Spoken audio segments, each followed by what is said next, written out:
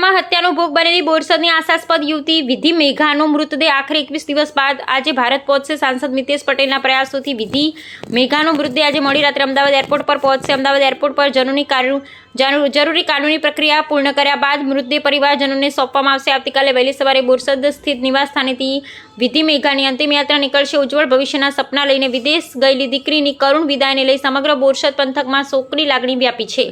પરિવારજનો, સ્નેહીજનો અને સમાજના લોકો મોટી સંખ્યામાં અંતિમ દર્શન માટે ઉમટી પડે તેવી શક્યતા છે। કેનેડામાં હત્યાનો ભોગ બનેલી વિધિ મેઘાનો મૃતદેહ આજે ભારત પહોંચશે। 21 દિવસ બાદ વતન ફરશે। બોરસદની મૃત દીકરી વિધિ મેઘાનો મૃતદેહ સાંસદ મિતેશ પટેલના પ્રયાસોથી મૃતદેહ લવાઈ રહ્યો છે। આજે મોડી રાત્રે અમદાવાદ એરપોર્ટ પહોંચશે। મૃતદેહ કાનૂની પ્રક્રિયા બાદ પરિવારને સોંપાશે। મૃતદેહ આવતીકાલે બોરસદથી નીકળશે। વિધિ મેઘાની અંતિમ યાત્રા સમગ્ર ચરોતર પંથકમાં શોકની લાગણી વ્યાપી। વિદેશના સપનાઓ કરુણ અંત, વતનમાં ગમગીની છવાઈ।